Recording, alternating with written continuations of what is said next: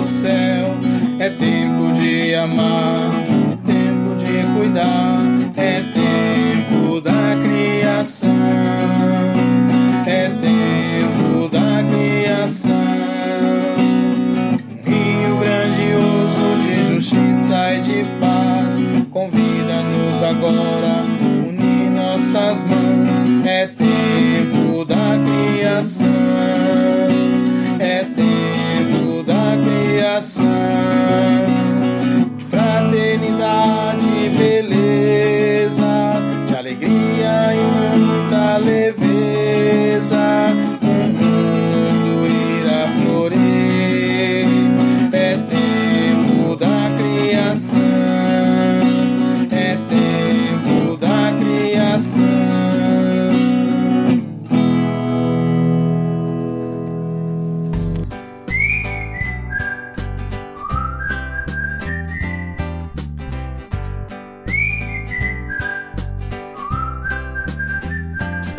Você tem fome, fome, fome, fome de quê?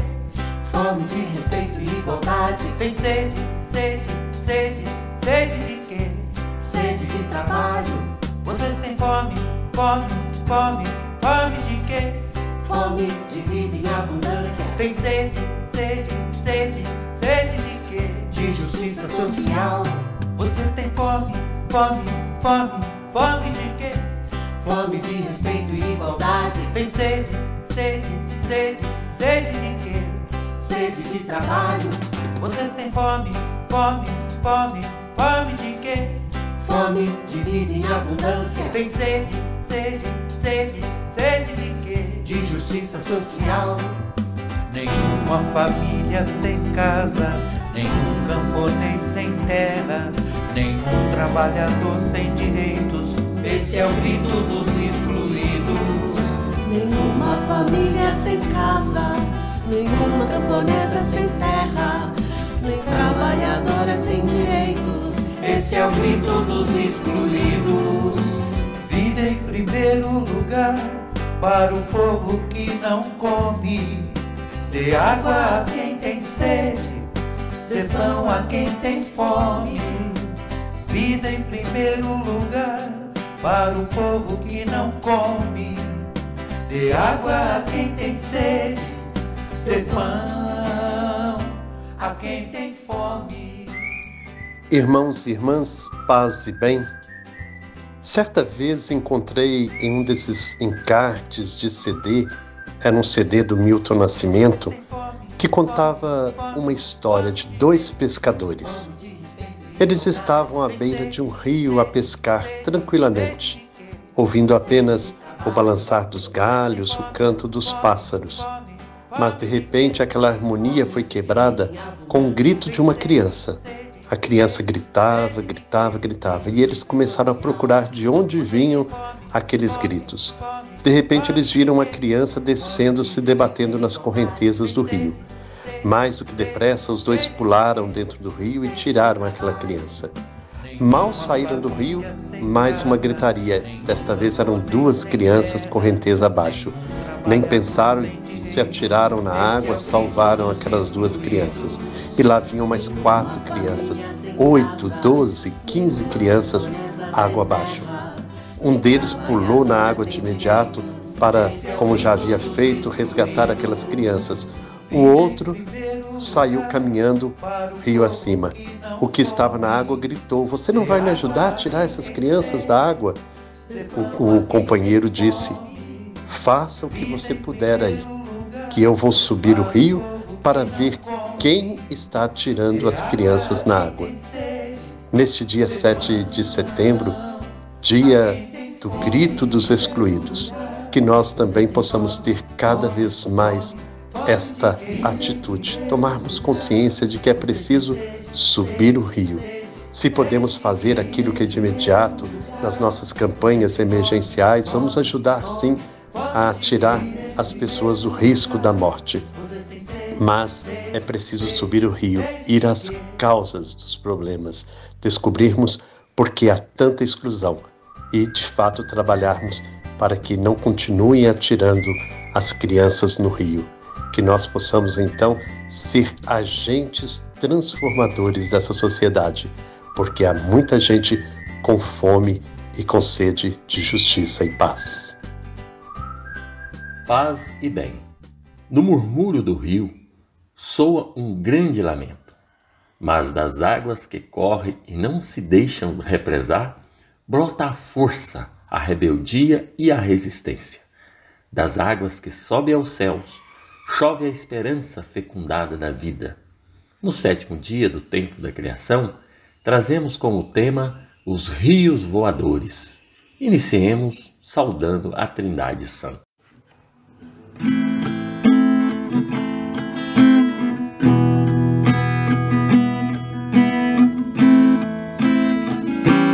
Entre nós está e não o conhecemos, entre nós está e nós o desprezamos, entre nós está e não o conhecemos, entre nós está e nós o desprezamos.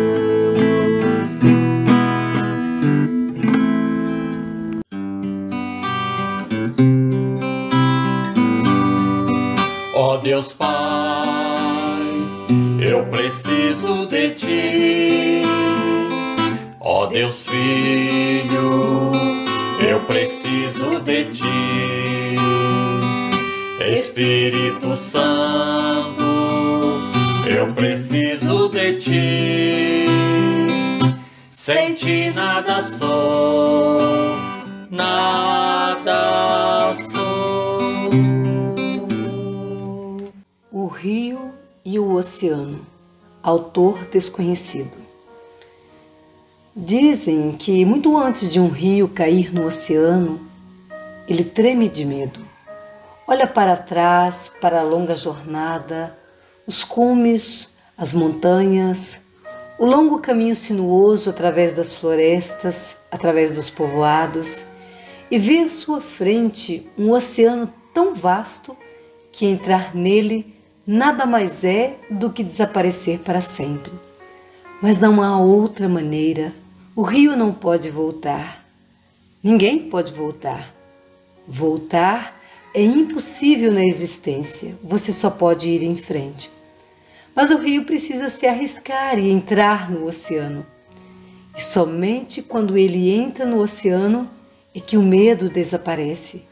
Porque apenas então o rio saberá que não se trata de desaparecer no oceano, mas de tornar-se oceano. Para uns é desaparecimento, para outros é renascimento.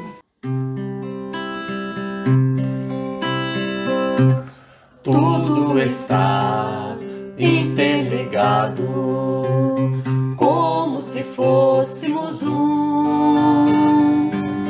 Tudo está interligado nesta casa comum. Tudo está interligado, como se fôssemos um. Tudo está interligado nesta casa comum. Para nos ajudar a refletir sobre esse tema, rios voadores, hoje nós temos como convidado o professor Cláudio de Mauro, da cidade de Rio Claro, em São Paulo. Seja muito bem-vindo, professor Cláudio. Eu sou Cláudio de Mauro e estou falando da bacia do Rio Paranaíba. O Rio Paranaíba é aquele rio que, ao se encontrar com o Rio Grande, forma o Rio Paraná. O Rio Paraná, a bacia do Paraná, a bacia Platina, que é, na verdade, uma grande bacia e de muita importância para a América do Sul. Mas de onde vem a água que forma a bacia Platina ou a bacia do Rio Paraná? Todos os afluentes e o grande Rio Paraná. Vem a água das chuvas, em grande quantidade. Parte dessa água de chuva se infiltra e, através dos aquíferos livres e mesmo dos aquíferos de profundidade, a exemplo do conhecido aquífero Guarani e todos os demais aquíferos que existem na bacia, porque são muitos, tudo isso drena para a bacia e para a calha, para o rio Paraná, ou seja, para o rio depois conhecido como Rio da Prata.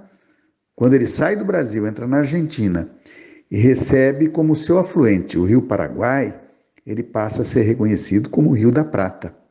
E daí o nome de Bacia Platina. Então, na Argentina, no Uruguai, a drenagem que corre para o Rio da Prata corre, portanto, para a Bacia Platina. Muito bem, mas além da água da chuva, da água subterrânea, tem um elemento importante para ser considerado, que é a água que vem da evaporação das plantas e dos animais dos biomas. Então, por exemplo, o bioma amazônico, a Amazônia, toda aquela floresta, a existência dos animais ali existentes, que, na verdade, evaporam através do seu suor, umidade, isso vai para a atmosfera. E depois, através dos ventos, isso vai migrando, vai voando. São os chamados rios voadores. Os rios voadores, portanto, partem das áreas de vegetação em grande quantidade, como a floresta amazônica, como o cerrado, como a Mata Atlântica. Essa atmosfera fica úmida em grande quantidade e os ventos transportam essas águas, e por isso essa umidade é chamada de rios voadores. No caso da Amazônia, a umidade que sai da floresta, ela sopra em direção à Cordilheira dos Andes. E quando ela se encontra com os contrafortes, ou seja, com as montanhas da Cordilheira dos Andes, ela muda de direção e é devolvida para o Brasil. Então, grande parte do sudeste brasileiro, do centro-oeste brasileiro, do sul brasileiro, depende de águas que vão se precipitar através das chuvas, exatamente a partir dos rios voadores. Ou seja, a relação entre a Amazônia, o Cerrado e o desenvolvimento do sudeste e do sul brasileiro tem uma dependência enorme desses rios voadores. Os rios voadores são muito importantes para o desenvolvimento da vida e das políticas de desenvolvimento, e são chamadas políticas de desenvolvimento à medida que geram produção e distribuem riqueza para reduzir as diferenças sociais existentes em todo o território do Brasil, da Argentina, do Uruguai, do Paraguai, da Bolívia, que são países que compõem a Bacia Platina.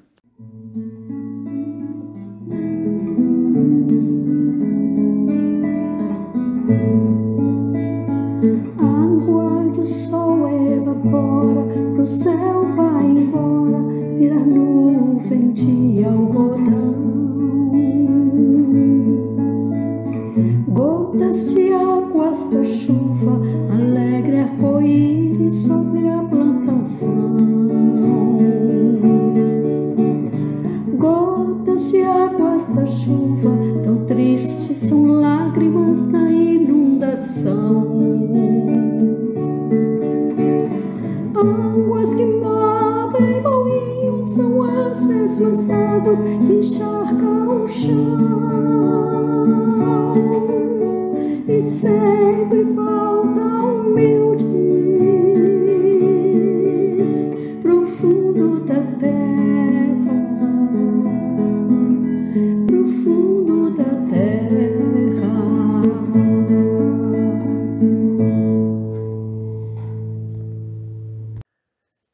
Muito obrigado, professor Cláudio. Que beleza tudo isso. vem confirmar aquele refrão da Laudato Si que o Papa Francisco repete várias vezes. Tudo está interligado. É tão bonito pensar isso, que o ecossistema Amazônia está intimamente ligado a Cerrado, a Mata Atlântica, as regiões do país, do mundo estão interligadas, que esses rios voadores, de fato, fazem essa integração de todos os ecossistemas. Por isso somos chamados a preservar tudo. Não dá apenas para eu pensar no ecossistema ao qual eu estou inserido. Eu moro aqui nesta região sudeste de Minas Gerais, região de Mata Atlântica, então eu tenho que me preocupar com a Mata Atlântica. Não, eu tenho que me preocupar com o Cerrado, tenho que me preocupar com a Amazônia, porque tudo está interligado. Quero tomar hoje o parágrafo 36 da Laudato Si, onde o Papa Francisco diz o seguinte: o cuidado dos ecossistemas requer uma perspectiva que se estenda para além do imediato, porque quando se busca apenas um ganho econômico rápido e fácil, ninguém se importa realmente com a sua preservação. Mas o custo dos danos provocados pela negligência egoísta é muitíssimo maior do que o benefício econômico que se possa obter. No caso da perda ou dano grave de alguma espécie, fala-se de valores que excedem todo e qualquer cálculo. Por isso podemos ser testemunhas silenciosas de gravíssimas desigualdades quando se pretende obter benefícios significativos, fazendo o restante da humanidade, presente e futura, pagar os altíssimos custos da degradação ambiental.